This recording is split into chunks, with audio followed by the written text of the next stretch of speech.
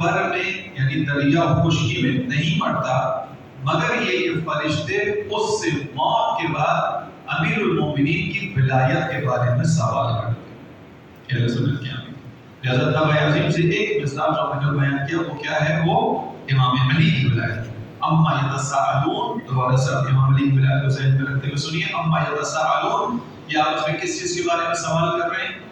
عن النبع العظیم، ایک بڑی عظیم خبر کے بارے میں ایک دوسرے سے بات کر رہے ہیں، بات چیت کر رہے ہیں، سوال جواب کر رہے ہیں. الذی هم فیہ مختلفون، اس خبر کے اندر، اس بات کے اندر یہ آپس میں اختلاف میں پڑ گئے، ان کے درمیان مختلف رائے پائی جاتی ہے. امام علی کی ولایت کے حوالے سے بھی امت مسلمہ کے اندر اختلاف پیدا ہوا، حالانکہ انتہائی واضح فیصلہ رسول اللہ نے غدیر کے میدان میں کیا تھا، اور انتہائی واضح فیصلہ تھا. اس کے باوجود بہرحال ایک اختلاف پیدا ہوا کہ ولایت سے مراد کیا ہے. آیا بغیر ولایت مانوی اعتبار سے اہل سنت کی ایک بڑی تعداد اس چیز کی قائل ہے کہ ہم بھی امام علی کو ولی مانتے ہیں، بلکہ سید الاولیاء مانتے ہیں.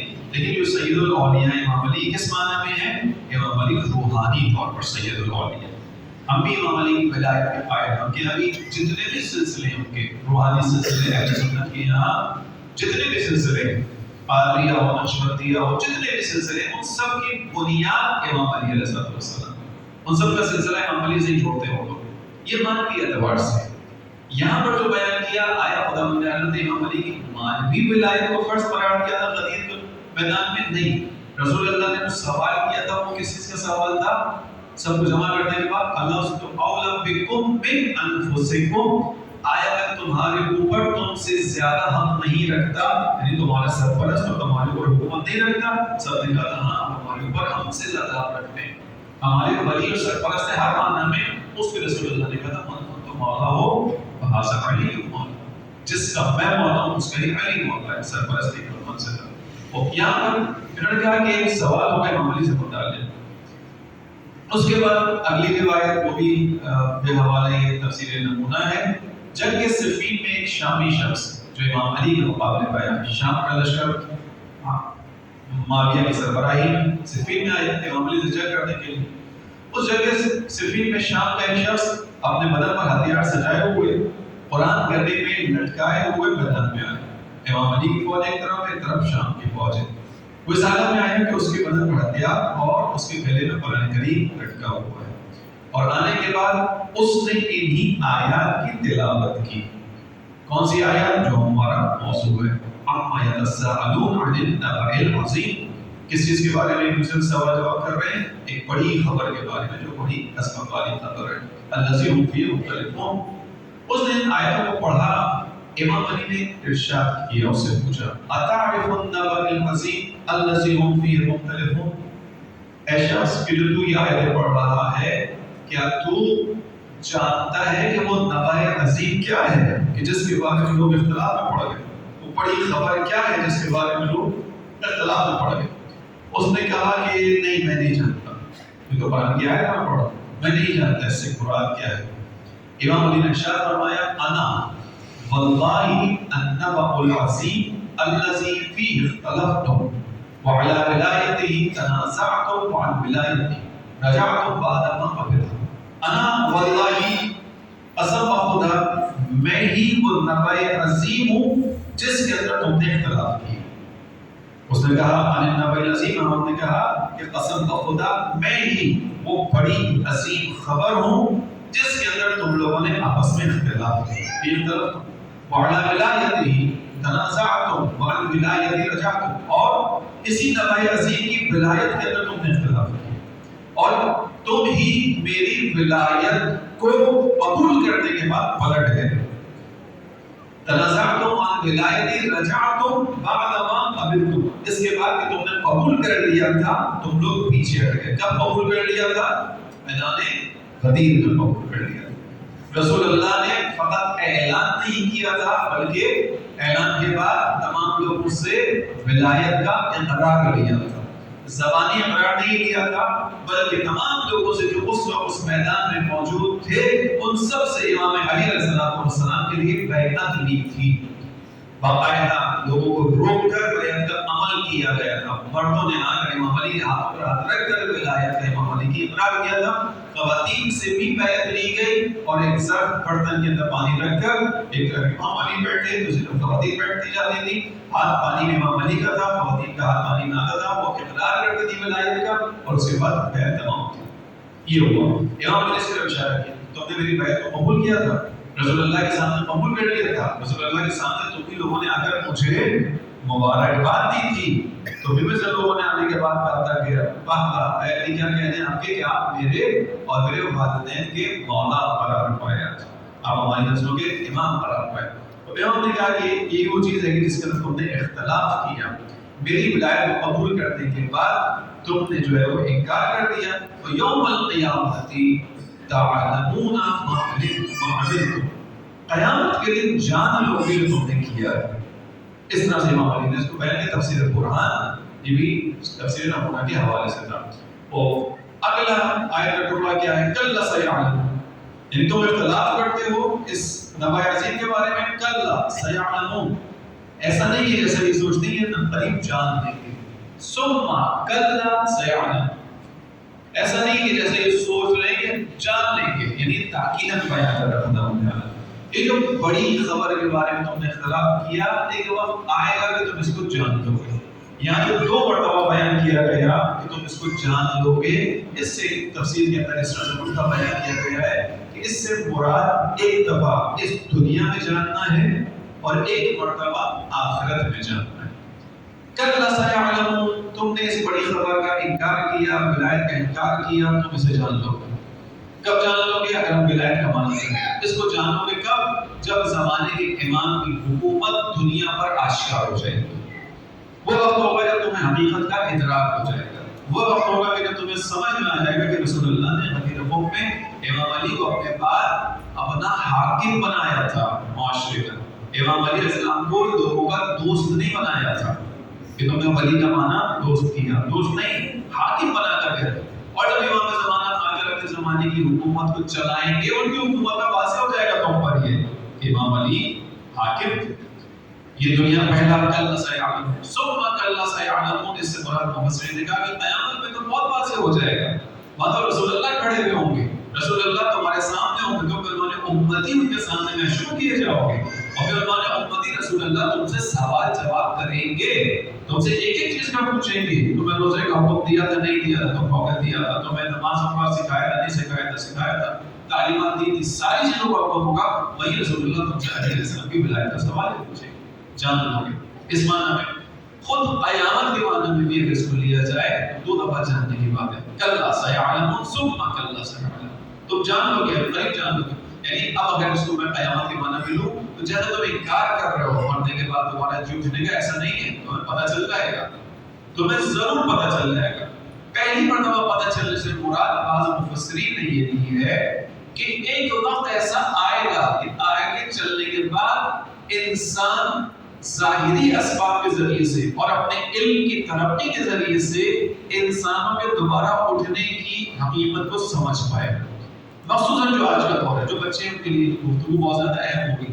جو اب ہم جس دور کی طرف جا رہے ہیں, سائنس نے جتنی ترقی کر لی ہے, ابھی آپ کو معلوم ہے کہ امریکہ کے اندر اور دنیا کے بہت سے ممالک کے اندر کہ جہاں ہم لوگ ریسرچ کرتے ہیں, وہاں انسانوں کو یا جانداروں کو, انسانوں نہیں جانداروں کو پریزرو کرنے کا سسٹم ڈیولپ ہو چکا ہے. جانداروں کو پریزرو کیا جائے. مثال کے طور پر کینسر پیشنٹ ہے, اس کا بھی اس کے پاس علاج نہیں ہے.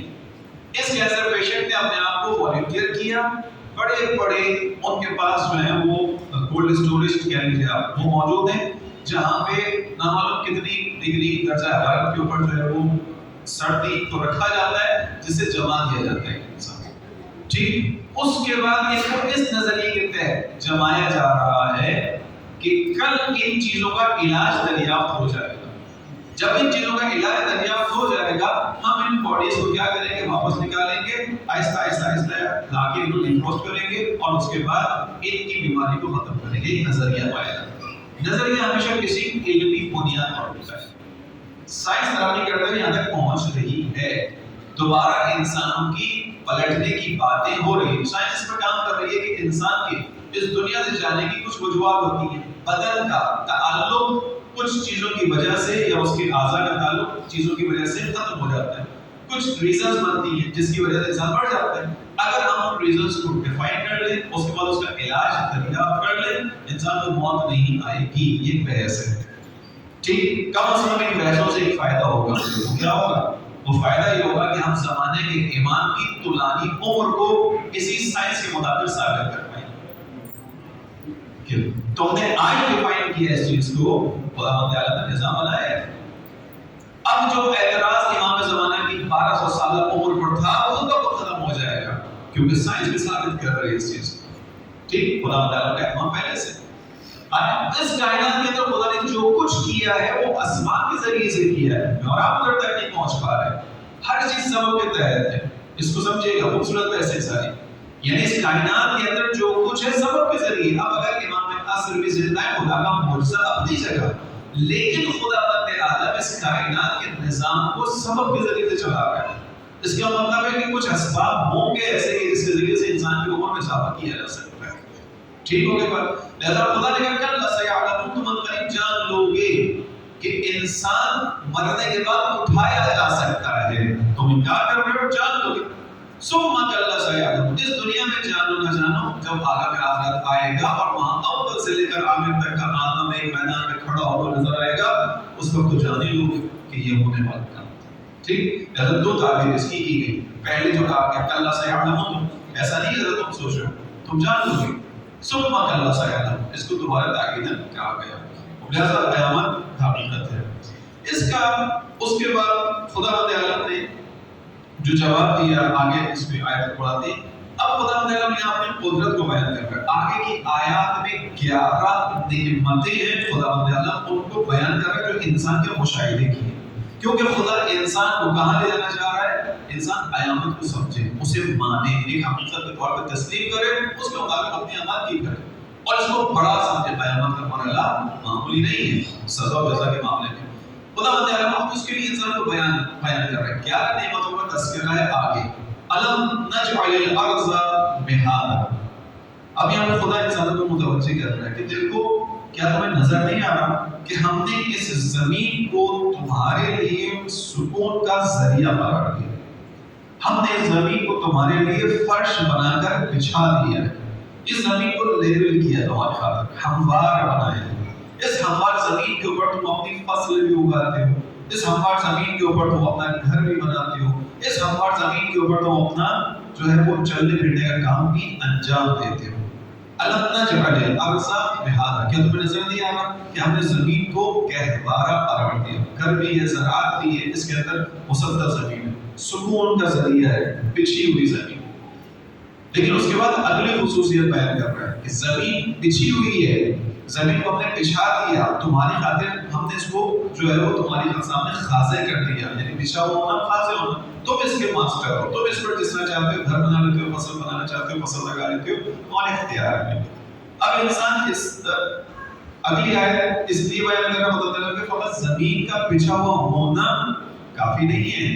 خدا نے نظام کیلکولیشن کے ساتھ بنایا ہے. اگر زمین کو بچھایا ہے تو اس بچھی ہوئی زمین کو ثابت رکھنے کے لیے خدا تعالیٰ نے اس میں بڑے بڑے پہاڑ قرار دیے. یہ زمین لپٹ جاتی اگر اس کے اندر جو ہے وہ پہاڑ نہ ہوتے. اس کو بچوں کو سمجھانے کے لیے کہہ رہا ہوں کہ جیسے شیٹ ہو, آپ اس کو جب پھیلائیں گے اسے ثابت رکھنے کے لیے اس کے اوپر وہ وزن رکھیں گے. ٹھیک, لکڑی کے ایک تختہ ہوگا, اسے آپ ثابت رکھنے کے لیے اس کے اوپر کیل ٹھوکتے ہیں. قرآن میں جو پہاڑوں کو کہا گیا ہوتا عالم نجل الارض مہادا, کہ ہم نے زمین کو مسطح نہیں بنایا, ہموار نہیں بنایا, والجبال اوتادا, اور پہاڑوں کو کیل کی مانند زمین پر ٹھوک دیا. یہ جو پہاڑ ہے اس زمین کے اوپر, یہ زمین کا بیلنس برقرار رکھنے کے لیے. پہاڑ ایسے نہیں, یعنی خدا نے کہیں زمین بنائی کہ پہاڑ کیوں بنایا. پہاڑ کی خصوصیت جا کے دیکھیں گے, بچے نیٹ پہ دیکھ لینا, جا کے سرچ کریں انشاءاللہ ان چیزوں کو. پہاڑ جتنا اوپر ہوتا ہے اس سے دگنا نیچے ہوتا ہے. یعنی اگر ایک پہاڑ زمین سے 100 میٹر اونچا ہے تو زمین کے اندر کتنا ہوگا, 300 میٹر ہوگا. چونکہ زمین کو خدا نے ٹھہرانا ہے, ورنہ تو زمین کی تہوں میں حرکت ہوتی ہے، زمین کے اندر جو ارتعاش پیدا ہوتا ہے، اگر یہ پہاڑ نہ ہوتے تو زمین زلزلوں سے تباہ ہو چکی ہوتی، پھٹ چکی ہوتی زمین۔ اسی لیے قیامت کی نشانیوں میں سے ایک نشانی خدا نے بیان کی کہ اس دن تم دیکھو گے کہ پہاڑ روئی کے گالوں کی طرح ہوا میں اڑ رہے ہوں گے۔ جب پہاڑ زمین کو چھوڑ دیں گے، پھر اگلی آیتوں میں آتا ہے کہ زمین کیا ہوگی؟ ٹکڑے ٹکڑے ہو جائے گی۔ قرآن کی آیت ہے، پہاڑ زمین کو چھوڑ کر ہوا میں روئی کے گالوں کی طرح اڑ رہے ہوں گے۔ جیسے روئی ہوتی ہے ہوا میں اڑائی جاتی ہے، ایسے پہاڑ اڑ رہا ہوگا، یعنی زمین چھوڑ دے گا۔ جب زمین سے باہر نکل جائے گا، زمین کی کیل نکل گئی، اب کیا ہوگا؟ اب زمین نیچے پڑ جائے گی، زمین پھٹ جائے گی۔ خدا نے کہا تمہارے لیے زمین بنائی، مسطح زمین بنائی، ہموار زمین بنائی۔ اب انسان کے ذہن میں یہ نہ ہے کہ اگر خدا ہموار زمین انسان کے لیے بنا رہا ہے تو یہ پہاڑ ہوا بیچ میں آ گئے، مگر نہیں، اس پہاڑ کو بھی ہم نہیں بنائے ہیں۔ أَلَمْ نَجْعَلِ الْأَرْضَ مِهَادًا وَالْجِبَالِ أَوْتَادًا۔ ان دونوں کا ایک دوسرے کے ساتھ لازم و ملزوم کا رشتہ ہے، ایک دوسرے کے لیے لازم و ملزوم ہے۔ زمین کو قائم کرنے کے لیے پہاڑ چاہیے، وہ پہاڑ زمین کے اندر ٹھکا ہوا۔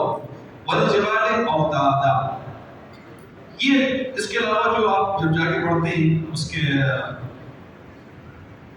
ٹیمپریچر زمین کا پڑھتے ہیں یا ایکو سسٹمز کو جا کے پڑھتے ہیں، اس کے اندر آپ دیکھیں گے تو آپ کو وہاں کے سائنٹسٹ بیان کرتے بتائیں گے کہ اگر یہ پہاڑ نہ ہو تو جو زمین کے اوپر ہوا کا دباؤ ہے وہ دباؤ اتنا زیادہ ہے کہ زمین اوپر کے دباؤ سے بھی ٹکڑے ہو سکتی ہے۔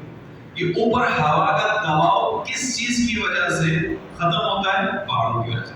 ہوا کا پریشر آتا ہے لیکن یہ پہاڑ اس کو اپنے اوپر لے لیتے ہیں، اسی لیے پہاڑ ٹوٹتے رہتے ہیں۔ پہاڑ کیوں ٹوٹتے ہیں؟ پہاڑ تو پتھر کا ہے، زمین کے ارتعاش سے اور ہوا کے پریشر سے، یہ دو چیزیں ہوتی ہیں جو پہاڑ کو توڑتی ہیں۔ آپ نے سنا ہوگا بلتستان کے لوگ یہاں بیٹھے ہوئے یا پہاڑی علاقوں کے لوگ ہیں، وہ جانتے ہیں کہ کیا ہوا؟ طوطا گر گیا، اوپر سے پہاڑ پتھر لڑک کے نیچے آ گیا، روڈ بند ہو گیا، ٹنل بن گئی، پوری عطافات جھیل جو ہے پہاڑ کے ایک دو پہاڑوں کے درمیان میں ایک پہاڑ دبنے سے پوری جھیل وجود میں آ گئی۔ ایسا ہی سے بتا ایسے کتنی گہری جھیل ہے؟ کون ہے بتانے والا؟ کتنی گہری جھیل بنی ہے؟ گلگت کے دوستوں کو پتا ہونا چاہیے۔ بہرحال اتنی گہری جھیل ہے، دوسرے تک کشتیاں چلتی ہیں اور بہت گہری ہے، چونکہ دو پہاڑوں کے درمیان ایک پہاڑ بیچ میں آیا، اس سے جو ہے پانی پگھلتا آیا، جھیل بن گئی۔ اور یہ خدا تعالیٰ نے نظام بنایا ہے۔ لہٰذا ہم نے زمین کو بنایا، بچھایا تمہارے لیے، اور پہاڑوں کو اس کے اندر کی مانند ٹھوک دیا۔ امام علی نے بھی اس کے بارے میں نجم اللہ نے بیان فرمایا، وَبَتَّتَ بِالصُّخُورِ بَيْنَانِ أَرْضٍ، خداوند عالم نے ان کیلوں کے ذریعے سے، یعنی پہاڑوں کے ذریعے سے زمین کے میدانوں کو ٹھوکا ہوا ہے، وہ رکے ہوئے اس کی وجہ سے، اگر پہاڑ ہوتے زمین ختم ہو جاتی۔ اگلی آیت، یہ خدا بیان کیوں کر رہا ہے؟ تاکہ انسان کو قیامت کا یقین دلائے کہ ہم جب یہ کر سکتے ہیں تو وہ بھی کر سکتے ہیں۔ اب یہاں پر سوچنے کی بات ہے کہ خدا نے کہا أَلَمْ نَجْعَلِ الْأَرْضَ مِهَادًا، یہ بھی سوال ہے، أَلَمْ نَجْعَلِ الْأَرْضَ مِهَادًا، کیا ہم نے زمین کو ہموار نہیں بنایا؟ انسان سوچے کہ اتنی وسیع و عریض زمین جو ہموار بنی ہوئی ہے کہ جس کے اندر زمین کا بڑا حصہ پانی رکھتا ہے اور اس کے بعد اس کے اندر ہریالی بھی آتی ہے، زراعت کے قابل بھی ہوتی ہے، کیا کسی انسان کے بنانے والا کام ہے؟ کوئی انسانی کام کر سکتا ہے؟ جواب ہے نہیں کر سکتا۔ اس کے بعد اگر انسان زمین سے تھوڑا بہت باہر نکلے تو جو پہاڑوں کو ہم نے ٹھوکا ہوا ہے، تمہارے پاس ایسی ہتھوڑی کون سی ہے جس سے تم پہاڑ کو ٹھوک سکو؟ پہاڑ کو تم سنبھالو گے کیسے بھی اس کو ٹھوکو گے، اور اس کو اتنا ٹھوکنا ہے کہ وہ 2 گنا نیچے جائے، یعنی اگر 100 میٹر اوپر تو 300 میٹر نیچے جائے گا۔ یہ کس نے کیا؟ ہم نے کیا۔ خدا یہ بتا کر کہ ہم نے کیا، کیا بتانا چاہ رہے ہیں کہ اب اگر یہ کام جو تمہاری آنکھوں کے سامنے ہے اور جنہیں تم مان رہے ہو، یہ کام انسانی حدود سے باہر کا کام ہے، کوئی انسان کو نہیں کر سکتا، جس نے یہ کام انجام دیا وہی مردے کو زندہ کر سکتا ہے، اس میں تعجب نہ کرو۔ اس کی خدائی کے اندر میں سوال ہے، یہ خدا اب اپنی خدائی دکھا رہا ہے، اپنی خدائی بتا رہا ہے کہ تم غور کرو، تمہاری آنکھوں کے سامنے معاد کو سمجھنے کی تمام نشانیاں موجود ہیں۔ یہ جو قیامت کا انکار کر رہا ہے بلا وجہ کا انکار ہے، یہ ٹھٹائی ہے، یہ ضد ہے۔ ذرا سا سوچو کہ تمہیں سمجھ میں آئے گا کہ نہیں، جس نے پہلی بار بنایا وہ دوبارہ بنا سکتا ہے، جس نے پہلی بار اٹھایا وہ دوبارہ اٹھا سکتا ہے۔ لہذا اس نے اب یہ 11 نشانیاں تھیں جن سے آگے بڑھتے ہیں، اس نے بیان کیا نجعل الارض مہادا، کیا ہم نے زمین کو مسطح نہیں بنایا، ہموار نہیں بنایا، اور ہم نے نے پہاڑوں کو اس کے اندر جو ہے وہ کی ایمانت نہیں جما دیا. وَخَلَقْنَاكُمْ أَزْوَاجًا، ہم نے تم کو جوڑوں کی صورت میں بنایا. یعنی تمہارا جوڑوں کی صورت سے کیا مراد ہے؟ یعنی تم اپنے اس دنیا کے نظام کو سمجھو، ہم نے تمہیں اس دنیا میں ایک ماں اور ایک باپ کے ذریعے سے وجود دیا. ہم نے اس جوڑے کے ذریعے سے انسان کی نسل کو آگے بڑھایا ہے. ہم نے اس جوڑے کے ذریعے سے جاندار کی نسل کو آگے بڑھایا. خلقناکم، ہم نے یہ چاہا. اب وہ افراد جو یہاں بیٹھے ہوئے ہیں اور بہت عرصے تک شادیاں نہیں کرتے ہیں، ان کے لیے خدا تعالیٰ کی آیت کو بیان کر رہا ہوں. خدا کہہ رہا ہے کہ بھائی میں نے تمہیں جوڑے کی صورت میں بنایا ہے، تو خامخواہ اکیلے پھر خدا کے بنائے ہوئے طریقے پر چلو تو خدا کی زندگی سے استفادہ زیادہ کر پاؤ گے. خلقناکم أزواجا، وہ والدین جو اپنی بچیوں کو بلا وجہ میں گھر میں بٹھا کے رکھتے ہیں، اچھے رشتے آنے کے باوجود اس پہ لہت اور لازت تک کام لیتے ہیں، وہ نہ کریے گا. بچیوں کی عمر نہ نکالیں، ایج نہ نکالیں. جس وقت کوئی مناسب رشتہ آئے توکل خدا پر کریں، اپنی ابتدائی تحقیقات کریں اور اس بچی کو اس کے شوہر کے حوالے کریں. زندگی گزارنے کے لیے اس کو امکانات فراہم کریں جو کر سکتے ہیں. خدا تعالیٰ نے اس چیز کو اپنی نشانی قرار دیا. اس پہ اس موضوع پہ آ گیا، اسی میں بات رک جائے گی یار، چونکہ موضوع اہم ہے. ہمارے اس وقت مسائل ہو رہے ہیں کیونکہ ہم اپنے بچوں کی ایجز کو اوپر لیتے چلے جا رہے ہیں، اوپر چلتے چلے جا رہے ہیں. ابھی یہ کرنا ہے، ابھی یہ کرنا ہے، ابھی یہ کرنا ہے. زیادہ اس چیز کو سوچیں. اب جو بیچارے سامنے چھوٹے بچے بیٹھے ہیں، سب کے چہروں پہ ہنسی آنا شروع ہو گئی ہے، مسکرانا شروع ہو گیا، اور سب اپنے دل میں دعا کر رہے ہوں گے کاش آج ہمارے ابو یہاں بیٹھے ہوتے. درود پڑھے وہاں پر.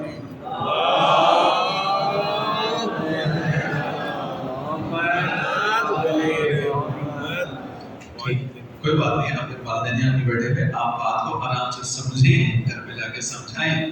لیکن گھر والوں کو یہ بات سمجھانے کے لیے پہلے آپ کو ان کی بہت سی باتیں سمجھنی ہوگی. ٹھیک ہے؟ یہ نہ کیجیے گا کہ بس ہماری یہ بات سمجھی جائے. پہلے ان کی باتیں سمجھیں. والدین جو سمجھا رہے ہیں پہلے وہ سمجھیں. پڑھائی کا سمجھا رہے ہیں وہ سمجھیں. ادب کا سمجھا رہے ہیں وہ سمجھیں. ذمہ داری کا سمجھا رہے ہیں وہ سمجھیں. جب آپ والدین کی اکثر باتوں کو سمجھ جائیں گے تو والدین آپ کی اس چھوٹی سی بات کو بھی سمجھ جائیں گے. ٹھیک ہے؟ یہ ایک طرفہ نہیں، دو طرفہ ہوتا ہے. خدا تعالیٰ نے کہا وَخَلَقْنَاكُمْ أَزْوَاجًا، ہم نے تمہیں جوڑوں کی صورت میں خلق کیا. یہ ہماری قدرت ہے. ہم اس جوڑے کے ذریعے سے نسل کو آگے بڑھا رہے ہیں. خدا تعالیٰ اس کو اپنی آیت قرار دیتا ہے. سورہ قصص کے اندر ہے وَمِنْ آیَاتِهِ، اور اس کی سورہ روم وَمِنْ آیَاتِهِ، اور اس کی نشانیوں میں سے ہے. اب آپ سوچئے گا خدا نے سورج کو اپنی نشانی قرار دیا، زمین کو اپنی نشانی قرار دیا، بہار کے موسم کو اپنی نشانی قرار دیا، رات اور دن کے بدلنے کو اپنی نشانی قرار دیا. خدا ان چیزوں کو نشانی قرار دے رہا ہے اور ان میں سے ایک نشانی وَمِنْ آیَاتِهِ، اور اس کی ان نشانیوں میں سے ایک نشانی أَنْ خَلَقَ لَكُمْ مِنْ أَنْفُسِكُمْ أَزْوَاجًا، اس کی نشانیوں میں سے ایک نشانی یہ کہ اس نے تمہارے نفوس میں سے تمہارے لیے تمہارے زوج کو یعنی تمہارے جوڑے کو پیدا کیا. تمہارے ہی نفوس میں سے تمہاری طرح کی جوڑے کو پیدا کیا. کیوں پیدا کیا؟ تاکہ شادی کے بعد آپس میں لڑائی جھگڑا کرو. اس لیے پیدا کیا تاکہ شادی کے بعد ایک دوسرے کے گھر والوں کو برا بھلا کہو، تاکہ شادی کے بعد ایک دوسرے کے اوپر احسان جتاؤ. نہیں، قرآن نے کیوں پیدا کیا، کیوں کہا، کیوں نشانی قرار دیا؟ لِتَسْكُنُوا إِلَيْهَا، تاکہ تم اللہ کی اس نشانی کے ذریعے سے ایک دوسرے کے لیے سکون کا ذریعہ قرار دو. شادی کا اصل مقصد سکون ہے، لیکن ہمارے یہاں شادی کے بعد بہت سے مسائل ہو رہے ہیں کہ بے سکونی بڑھ رہی ہے. ایسے ہی ہمارے یہاں طلاق کا ریشو بڑھ رہا ہے، اس لیے کہ گھروں میں سکون نہیں ہے. وجہ کیا ہے؟ ہم نے ہر چیز کو رسم بنایا ہے. ہماری عبادتیں بھی رسم ہو گئی، ہماری نمازیں بھی رسم ہو گئی ہیں، ہمارے تمام کام رسم میں تبدیل ہو گئی. شادی بھی رسم میں تبدیل ہو گئی. شادی سکون کا ذریعہ ہے، یعنی ایک دوسرے کو سمجھ کر زندگی گزارنے کا ذریعہ ہے. ابھی انفارچونیٹلی ہمارے یہاں نئے اس میں دیکھنے میں آتا ہے شادی ہوئے 10 دن 15 دن 20 دن ایک مہینہ ہوتا ہے اور جو ہے وہ معاملہ خراب ہونا شروع ہو جاتا ہے. ان تمام چیزوں کے پیچھے ایک بنیادی چیز شادی کو نہ سمجھنا ہے. کیوں ہے شادی کا عمل، کیوں رکھا خدا تعالیٰ، کیوں اس کو نصف دین کہا گیا ہے؟ سوچیے چیزوں. نماز آپ پڑھ لیجیے، نماز کو نہیں کہا کہ نصف دین ہے. نماز دین کا ستون ہے، نصف دین نہیں ہے. شادی نصف دین ہے. حدیث جو ہم پڑھتے ہیں، جو خطبہ نکاح پڑھا جاتا ہے، اس کے اندر پڑھا جاتا ہے کہ جس نے اپنا، رسول اللہ نے فرمایا کہ جس نے شادی کی نکاح کیا اس نے اپنا آدھا دین محفوظ کر دیا. خطبہ نکاح میں یہ حدیث پڑھی جاتی ہے. آدھا دین محفوظ ہو گیا آپ کا. سوچئے خدا تعالیٰ کوئی کام بے ہدف تو نہیں کر رہا، بے ہدف تو نہیں کر رہا، اس کے پیچھے کوئی ہدف ہے. خدا تعالیٰ سکون کا ذریعہ. اگر ایک گھرانہ پرسکون ہوگا نتیجے میں محلہ پرسکون ہوگا. ایک گھر کے اندر سکون ہوگا، برابر والے گھر میں سکون ہوگا، برابر والے گھر کے اندر سکون ہوگا، محلے میں سکون ہوگا. محلے کا سکون علاقے کے سکون میں بدلے گا، علاقے کا سکون شہر کے سکون میں بدلے گا. انسان کی زندگی خدا تعالیٰ نے سکون کے لیے بنائی، لیکن ہمارے لیے یہ چیزیں سکون برباد کرنے کے لیے بن رہی ہیں. کیوں ہو رہا ہے؟ اس کو بس آج گفتگو ہی گفتگو کا اہم موضوع، اس لیے اس میں تھوڑا کھل کے بات کر رہا ہوں. اس لیے کہ ہم اور آپ متاثر ہو رہے ہیں میڈیا سے. ہمارے اور آپ کے گھروں کے فیصلے اب میڈیا اور اس کے طریقہ کار کر رہے ہیں. ہمارے اور آپ کے گھروں کے فیصلے جو اس وقت سوشل میڈیا ہے، الیکٹرانک میڈیا ہے، ڈرامے ہیں، یہ کر رہے ہیں. ہمارے یہاں معاشرے کے اندر برائی، طلاق کی برائی کو ختم کر دیا گیا. طلاق ہمارے یہاں قرآن اندر سمجھی جاتی تھی. دین اسلام میں طلاق جائز ہے مگر برا سمجھا جاتا ہے. امام علی نے بیان کیا کہ یہ وہ حلال ہے جو مکروہ ترین حلال ہے. یعنی اگر نزدیک ہوتا کہ خدا اس کو حرام قرار دینا چاہتا تو دے سکتا تھا، لیکن خدا نے حرام قرار دے دیا. مسئلہ کیوں کہتے ہیں؟ لیکن کیا وہ یہ عام رواج میں چیز آتی چلی جا رہی ہے، دل برائیاں تیزی سے بڑھتی جا رہی ہے. خدا خود سوچئے گا، خدا اس چیز کو بیان کر رہا ہے کہ وَمِنْ آیَاتِهِ، یہ تو خدا کی نشانی تھی. یعنی اب میں ضرور اور بیان کرتا ہوں، اپنے گھر میں جو بہو لے کر آ رہے ہو، جو اپنے گھر میں بیوی لے کر آ رہے ہو، یہ خدا کی ایک نشانی کے قدم تمہارے گھر میں آ رہے ہیں. یہ خاتون نے جو اپنے لیے شوہر کا انتخاب کیا ہے، گھرانے نے اپنے داماد کا انتخاب کیا، قرآن کے مطابق تو یہ خدا تعالیٰ کی نشانی تھی. جب اس نشانی کی توہین کرو گے تو نتیجہ خرابی کی صورت میں ہے. جیسے معاشرے نے خدا کی نشانیوں کی توہین کی، آج معاشرہ دردوں میں مبتلا ہے. سب سے بڑی نشانی خدا کی جو امام علی السلام نے تیری بیان کیا کہ میں خدا کی سب سے بڑی آیت اور نشانی ہوں. معاشرے نے اس آیت کی توہین کی، اس آیت کا احترام نہیں کیا، اس آیت کی قدر نہیں کی. نتیجے میں کیا ہوا؟ آج تک اسلامی معاشرہ مشکلات کا شکار ہے. ایسے ہی اہل بیت کی حکومت اگر قائم ہو جاتی امام علی کی صورت میں اور اس کے بعد کے ائمہ کی صورت میں، تو آج معاشرہ اس جگہ نہ ہوتا. آیات الہی کی تکذیب کی، آیات الہی کی قدر نہیں کی، نتیجہ یہ ہے. خدا تعالیٰ نے چھوٹی آیت قرار دیا ہے گھرانے کو. اس کو سمجھیے گا. بحث بہت زیادہ ابھی تفصیل سے نہیں کروں گا، یہ موضوع میں نہیں ہے. اس آیت کے حوالے سے، چونکہ آیت ہے اس کو بیان کر رہا ہوں، لیکن اس کو سمجھیے، اس پر گھروں میں بات کیجیے کہ خدا ایک شادی کو، ایک میاں بیوی کو، ان کو آیات قرار دے رہا ہے. وَمِنْ آیَاتِهِ، اس کی نشانیوں میں سے ہے. یہ ایک نشانی ہے کہ اس نے تمہارے لیے تمہارے نفوس میں سے زوج کو بنایا، تمہارا ہمسر قرار دیا ہے تاکہ تم ایک دوسرے کے ذریعے سے سکون حاصل کر سکو. تم سکون کی حالت میں ہوگے، پرسکون اولاد کے ذریعے سے معاشرہ اچھا ہو جائے گا. بس ایسے لگے ہوگا ہماری اتنی مشکلات ہماری بنائی ہوئی، آگے کی آیت پورا کر دو بس. لِتُسْكُنُوا إِلَيْهَا، بس یہ ذہن رکھیے گا. ہم نے تمہیں ایک دوسرے کا جوڑا بنایا ہے، اس لیے نہیں کہ ایک دوسرے کے ساتھ چڑھائی کرو، ایک دوسرے پر لڑو، ایک دوسرے کو برا بھلا کہو، ایک دوسرے کے گھر والوں کی توہین کرو. نہیں، اس سے نہیں بنایا. ہم نے سکون کے لیے بنایا ہے. اور وَجَعَلَ بَيْنَكُمْ مَوَدَّةً وَرَحْمَةً، عجیب آیت ہے. وَجَعَلَ بَيْنَكُمْ، اور تمہارے دلوں میں ہم نے، یعنی ہم کون؟ خدا بن جائے، ہم نے اپنی جانب سے تمہارے درمیان مودت اور رحمت کا رشتہ قائم کر دیا. اس شادی کی بنیاد مودت کا رشتہ ہے، محبت کا رشتہ ہے. توجہ کیجیے گا، مودت کا رشتہ. خدا تعالیٰ نے مودت کا تذکرہ ایک اور جگہ پہ کیا، سب کو یاد ہوگی وہ ہے. قُلْ لَا أَسْأَلُكُمْ عَلَيْهِ أَجْرًا إِلَّا الْمَوَدَّةَ فِي الْقُرْبَىٰ. خدا تعالیٰ نے رسول اللہ کی رسالت کی زحمتوں کے نتیجے میں کیا چیز مانگی؟ مودت مانگی ہے. خدا نے میاں بیوی کے درمیان جو رشتہ قرار دیا، کون سا دیا؟ مودت کا رشتہ قرار دیا ہے. یہی سے عظمت کا اندازہ ہو جائے گا.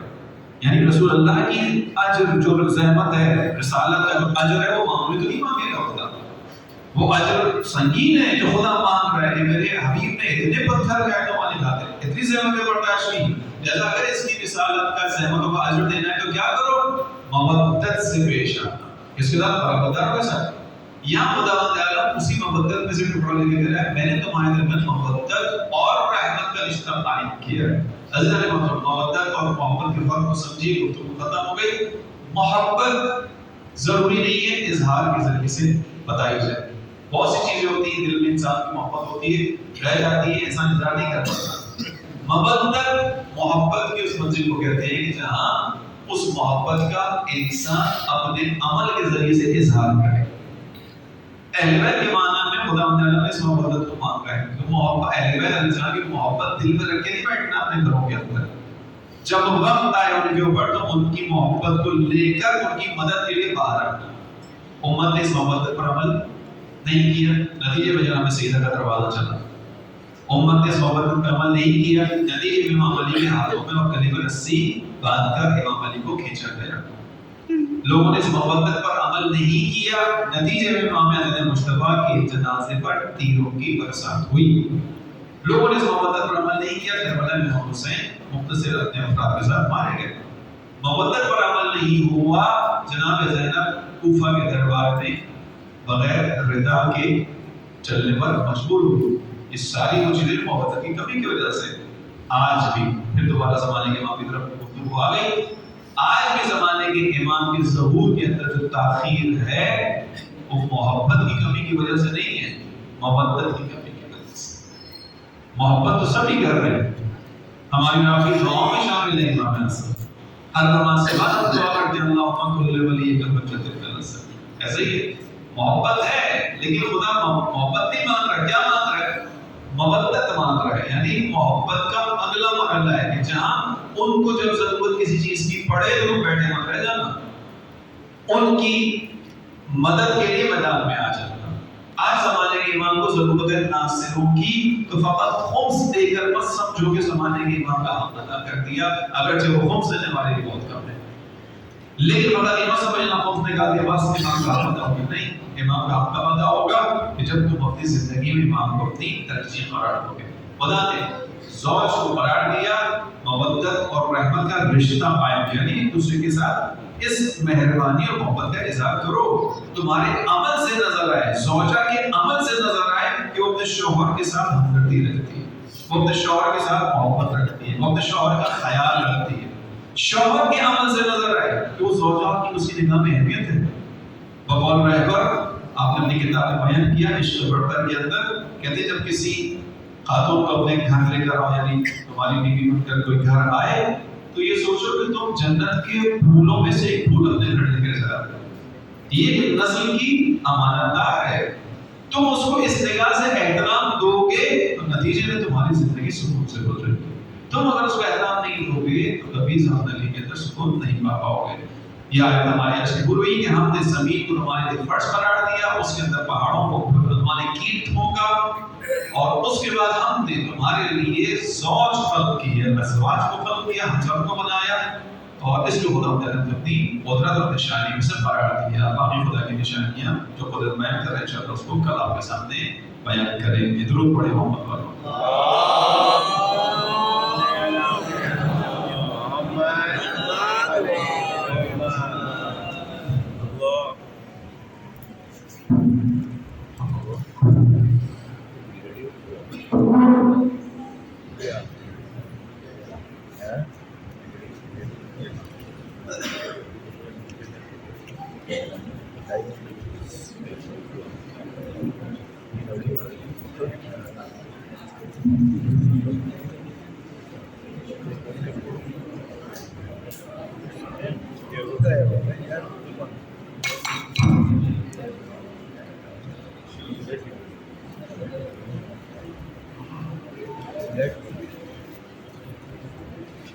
یہاں سے بھی نمبر پکارا جائے گا جس کا نمبر ہوگا وہ یہاں پہ آئے اور اپنا کے نام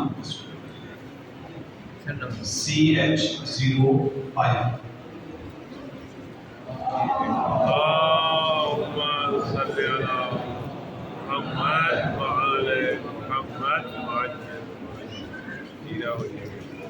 اگلی بار میں سے انہوں نے اتنا پیک کیا جیسے کوئی نظر نہ آئے.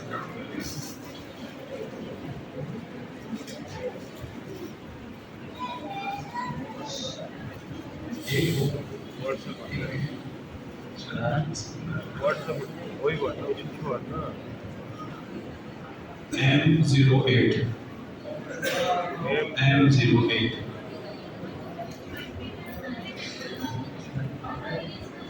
پرچی جس کے پاس پرچی ہے اس کو